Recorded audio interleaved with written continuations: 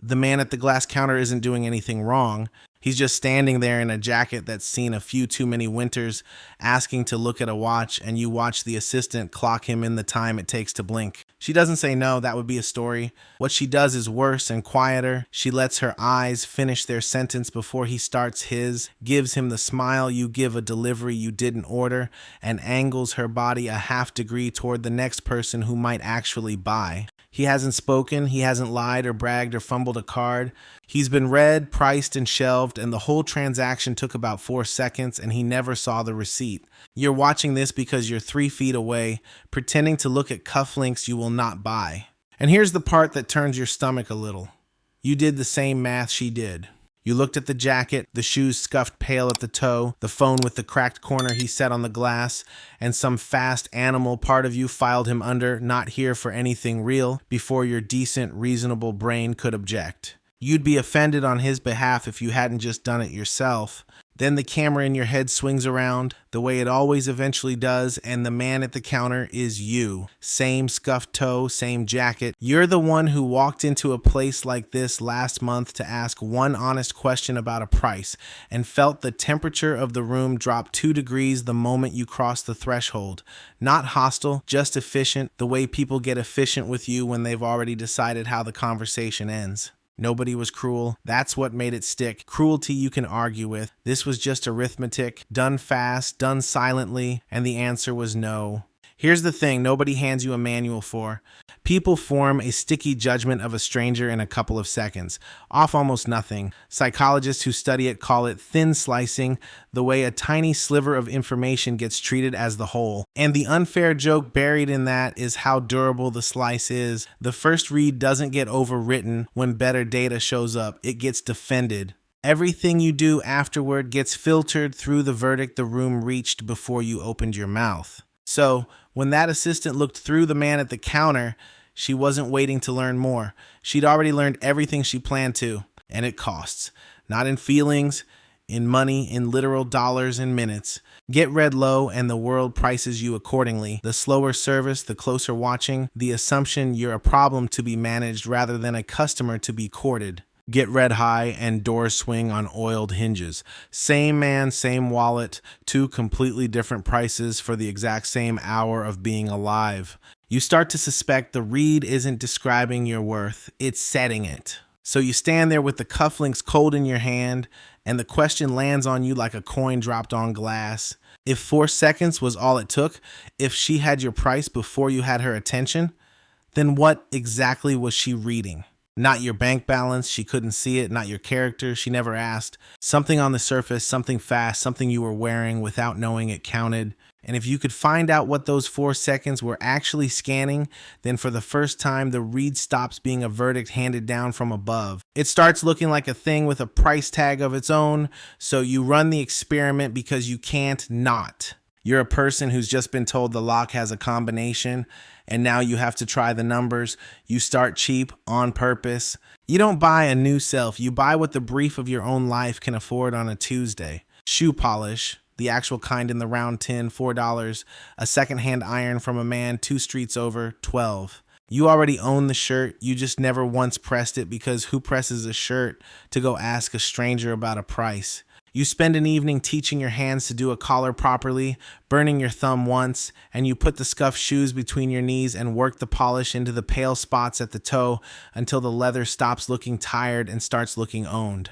Total damage with the polish and the iron and a pack of cheap laces, about $40. You write the number down because you have a feeling you'll want it later. Then you walk back into a place like the one that shelved the man at the counter.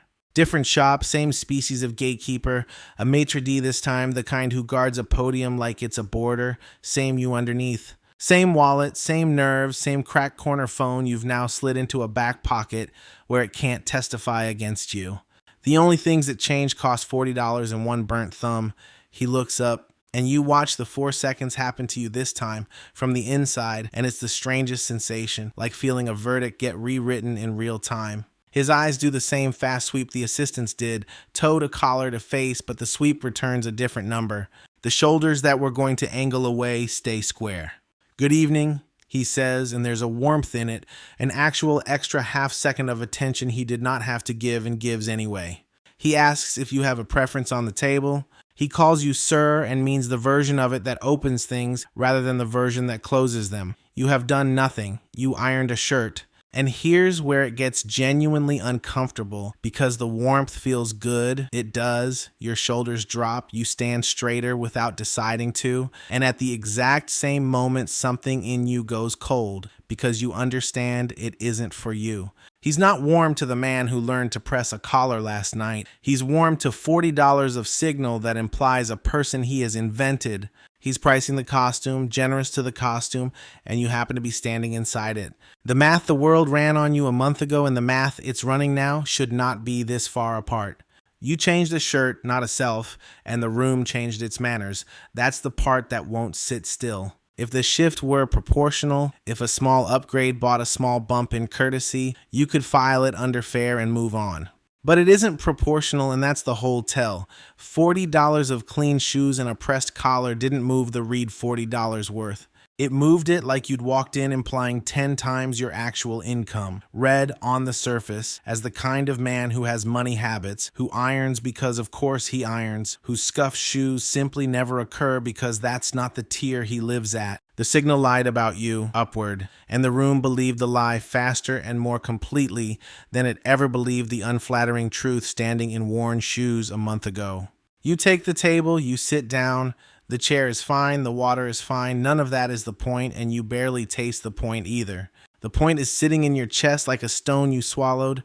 A month ago, you were a problem to be managed. Tonight, for the price of a tin of polish, you're a guest to be courted, and nothing about you moved. The needle that decides which of those two people you get to be all evening turns out to be absurdly, almost insultingly light, and a light needle you're starting to realize swings both ways. Which means somewhere there's a man this trick should be impossible to fool. Someone with the real thing, the substance, the account that would make a maitre d' faint, wearing the wrong shoes on purpose, getting the wrong number read off him, watching the world get it exactly backwards. You haven't met him yet, you're about to? He comes in behind you, and you'd never have noticed him if you weren't by now watching everyone the way the assistant watched the man at the counter, toe to collar to face, running the math without meaning to. The math comes back low. He's in a fleece with a pill on the elbow, the kind of trainers a man buys once and wears until they're a different color, jeans that have been washed past any season. He's carrying a canvas bag with a bunch of celery sticking out of it, 60 maybe, the unhurried way of a man who isn't being timed by anyone. Your fast animal brain files him in the half second it takes, no one here for anything real, and you actually catch yourself doing it, catch the reflex with your hand halfway to the verdict, and you think, fine, but watch the maitre d' who hasn't had a single thought he's ashamed of all night. The maitre d' gets it exactly backwards in front of you, and it's almost beautiful to watch. The same warmth that swung toward your $40 collar swings away from the celery and the pilled fleece. The half second of extra attention I told you about, the free one, the one that opens things, he doesn't spend it. He's polite. He's efficient.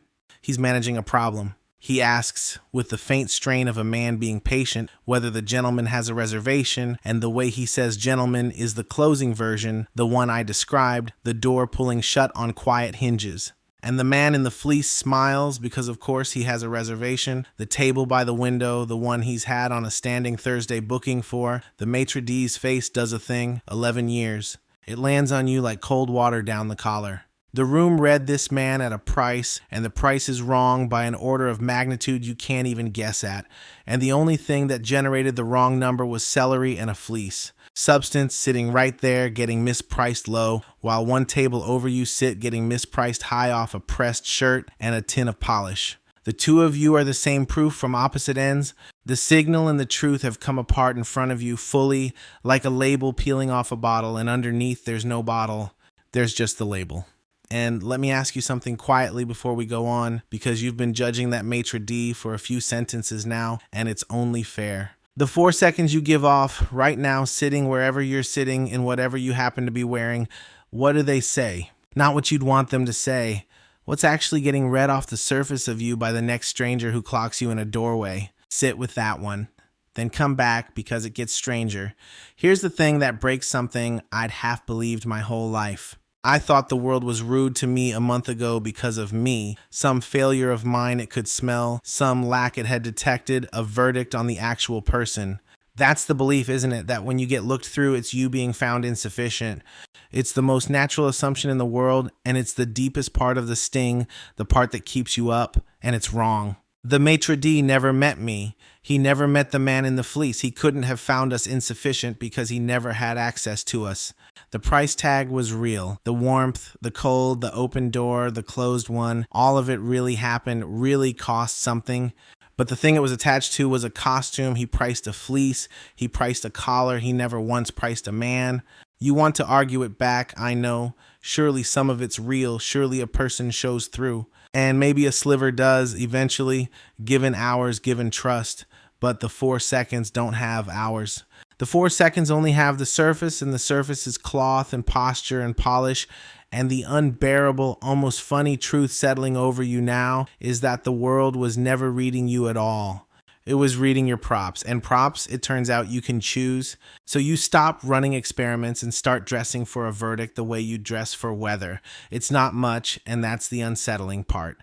The brief of it fits on a napkin. A watch, not an expensive one, a clean one, steel and a plain face, the kind that reads as a man who keeps time rather than a man who needs the time. You found it for the price of a decent dinner, and it does more work than dinner ever did.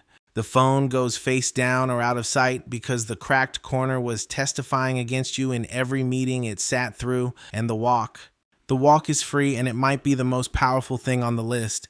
You teach yourself the unhurried one, the pace of a man no one is timing, who arrives when he arrives. You learn to let a silence sit instead of rushing to fill it, because the man who fills silences is auditioning, and the man who lets them sit is already hired. None of this is a lie you say out loud. You don't claim a thing, you just stop broadcasting low, and it works. That's the sentence I keep wanting to soften and won't. You walk into the kind of room that shelved a man a few weeks ago, wearing maybe $200 of total signal, and the doors do the oiled hinge thing. The assistant, a different one, same species, comes toward you. The premium red fires on cue. The watch gets a flick of the eyes that reclassifies you. The unhurried walk does the rest, and you watch yourself get sorted into the tier that gets courted instead of managed. You ask the same honest question you asked weeks ago in worn shoes, and this time the answer comes wrapped in yes, of course, let me show you, instead of the efficient little no. The temperature of the room moves up 2 degrees as you cross the threshold.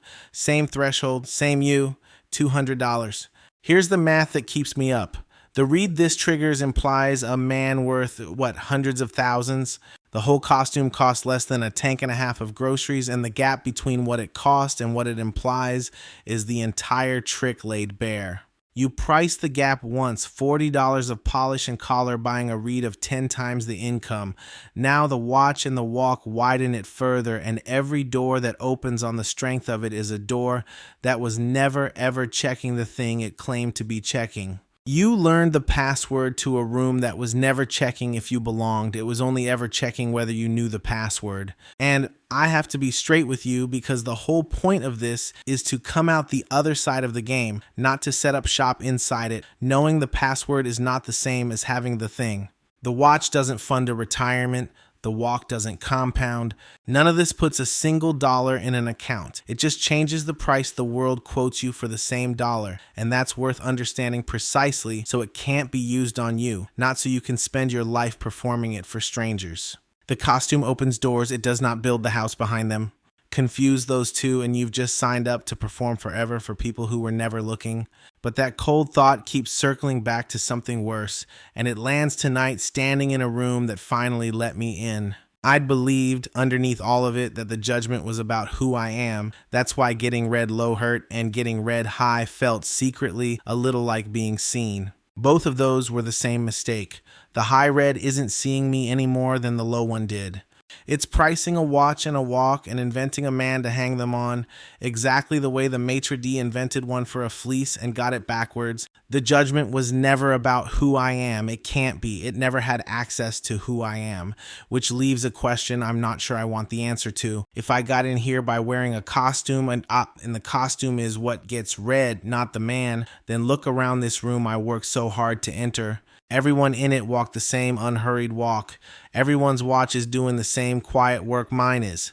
If every single person up here is wearing a costume too, then who exactly is actually in the room? You find out who's in the room by spending an evening at the top of it, and the answer is nobody you can reach. It's the highest tier you've talked your way into yet, and from the inside, it's the most honest room you've ever stood in, because everyone in it is doing openly what the assistant did to a stranger in 4 seconds.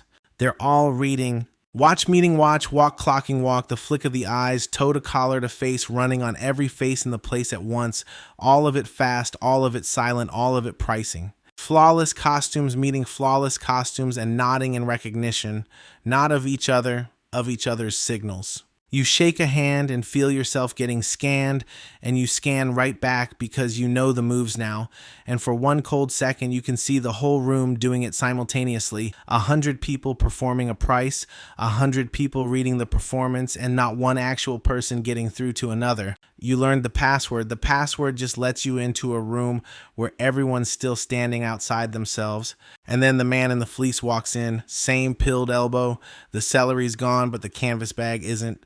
He's got the standing Thursday booking here too, apparently, and he moves through the pricing like weather moves through a parking lot, completely unbothered because he opted out of the game on purpose and can afford to, which is its own quiet flex you'd kill to be able to make. He catches you clocking him, and something passes over his face that's almost a laugh, the look of a man who's watched you spend weeks learning a costume he stopped wearing decades ago. He's invisible in here by choice, and his invisibility is worth more than every watch in the room, and he knows it, and that's the joke he's not quite telling you. You stand there in $200 of armor in a room full of armor, and the thing finally lands, the one I've been circling the whole time. It was never you they were pricing, not at the bottom, not at the top. The low red that stung, that wasn't the world finding the real you insufficient. It never met the real you. The high red that felt like being seen, that wasn't seeing you either, it was admiring a watch. Every verdict, the whole climb, every door that shut and every door that opened was a reed of cloth and posture and polish, and the man underneath all of it walked through the entire thing completely unseen, including by himself, because he spent the climb watching the costume instead of the man too. Here's the only thing worth keeping.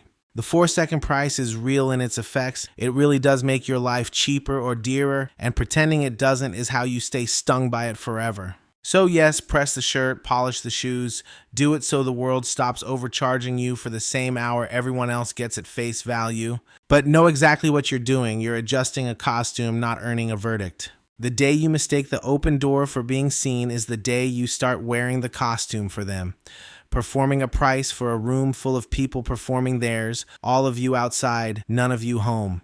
Let me leave you where this started. Somewhere right now, there's a stranger at a counter getting clocked in 4 seconds, looked through, priced, shelved, feeling that fast, cold no land in their chest as a verdict on what they're worth. It isn't. It was never a verdict on them. It was a read of their costume the way yours always was, the way the man in the fleeces always was, and the only thing that ever lets you stop flinching at it is knowing that. Knowing it's the cloth they're pricing, knowing the man was never on the table. So I'll ask you the honest one, the only question this whole thing was ever really about. Now that you know the 4 seconds aren't reading you, are you going to keep dressing for their verdict or just for your own? Sit with that, because it changes which person you become at every doorway for the rest of your life. And if you want to keep pulling these threads and the quiet money truths nobody hands you a manual for, stay with me here. There's a whole stack of them and most cost less to understand than a tin of polish.